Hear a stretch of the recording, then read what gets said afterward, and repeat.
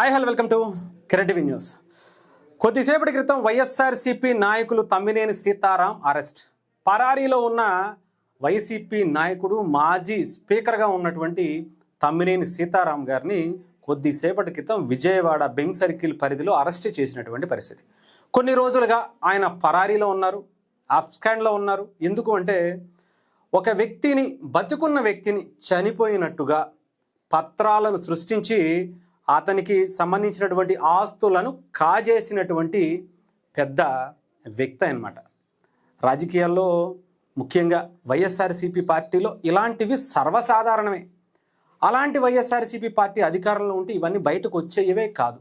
చెప్పాలంటే ఇలాంటివి కార్యక్రమాలు ఇంకా ఎక్కువే జరిగాయి. పాప ఏం చేస్తారు చెప్పండి. ఇప్పుడు ఇలా బయటకు వస్తూ ఉన్నటువంటి పరిస్థితి కనిపిస్తుంది. రేపొద్దున మళ్ళీ వైఎస్ఆర్సీపీ వస్తే ఇవన్నీ ఎక్కడా కూడా వినిపించవు, కనిపించవు, ఎక్కడా కూడా మనకి తెలిసేటువంటి పరిస్థితి కూడా ఉండదు. ఇప్పుడు మాత్రం పాపం ఆయన అరెస్ట్ చేశారు.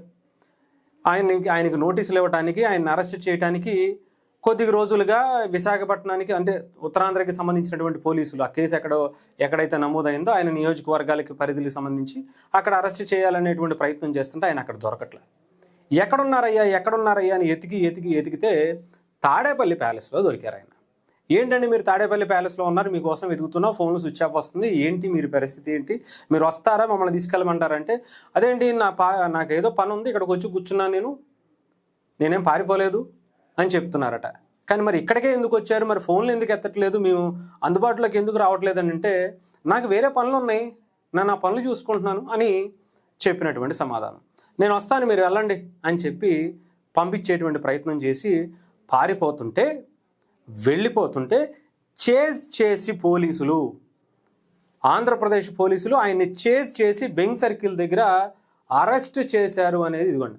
పరారీలో ఉన్న వైఎస్ఆర్సీపీ పార్టీ నాయకుడు తమ్మినేని సీతారాం అరెస్ట్. నకిలీ పత్రాల కేసులో పరారీలో ఉన్న సీతారాంను విజయవాడ బెంగ్ సర్కిల్ నందు ఛేదించి అరెస్ట్ చేసిన ఆంధ్రప్రదేశ్ పోలీసులు.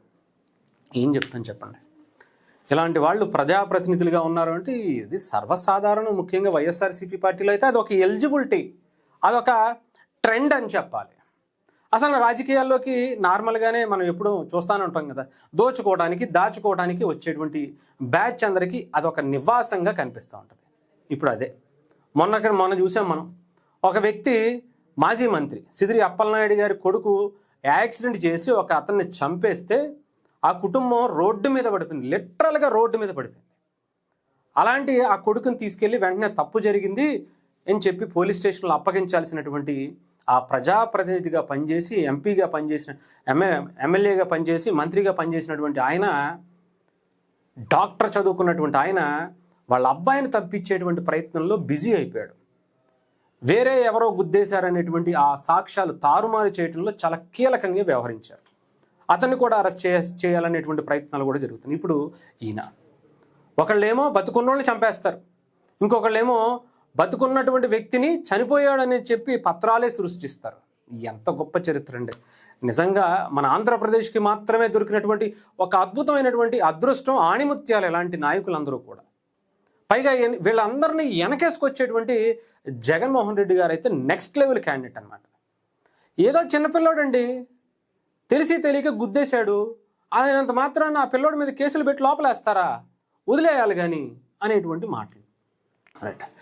23 ఏళ్లలో 24 కేసులు పెట్టుకున్నటువంటి సాయి కిరణ్ని రౌడీ షీటర్గా గొంతు కోసి సరదాగా కోసేసినటువంటి వ్యక్తిని కూడా ఏదో చిన్నపిల్లోడండి, తెలిసి తెలియక చేశాడు అని చెప్పినటువంటి వ్యక్తే ఆ వైఎస్ఆర్సీపీ పార్టీ అధికారంలో ఉన్నప్పుడే దాదాపు 15 కేసులు ఆ అబ్బాయి మీద వేశారు. చిన్నపిల్లోడని వదిలేసేవాళ్ళే.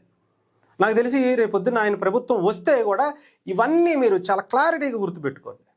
వస్తే కనుక ఇవే జరుగుతాయి. మటర్లు చేసిన వాళ్ళని, మానభంగాలు చేసిన వాళ్ళని, ఇంకొకళ్ళని వీళ్ళందరికీ కూడా మంచి ప్లాట్ఫామ్ అనమాట. ఇదే కేసు కావచ్చు, సిదిరి అప్పలనాయుడు గారి కేసు కావచ్చు, సాయి కిరణ్ కేసు కావచ్చు, హ్యాపీగా ఇలాంటి వాళ్ళందరూ స్వేచ్ఛగా వాళ్ళు చేసేటువంటి కార్యక్రమాలని ఎవరిని గుద్దేసినా సరే హ్యాపీగా బయట తిరిగేటువంటి వెసులుబాటు ఆ ప్రభుత్వంలో ఉంటుంది అని ఒక సందేశాన్ని జగన్మోహన్ రెడ్డి గారి రూపంలో ఆయన సీఎంగా ఉంటే మీ అందరికీ ఫ్రీనెస్ ఉంటుంది. రాజకీయ నాయకుల కొడుకులు ఎలాగైనా సరే గుద్ది అవతల వేసేయచ్చు, లారీలు వేసుకెళ్తారా, బస్సులు వేసుకెళ్తారా, ఎంతమందిని గుద్దుతారా అనేది ఏమీ అవసరం లేదనేటువంటి ఒక సంకేతాన్ని పంపిస్తున్నారు. దయచేసి ప్రజలు అర్థం చేసుకోవాలి దీన్ని. అలాంటి వాళ్ళు ఎవరైనా ఉంటే పార్టీలో జాయిన్ అయిపోవాలి.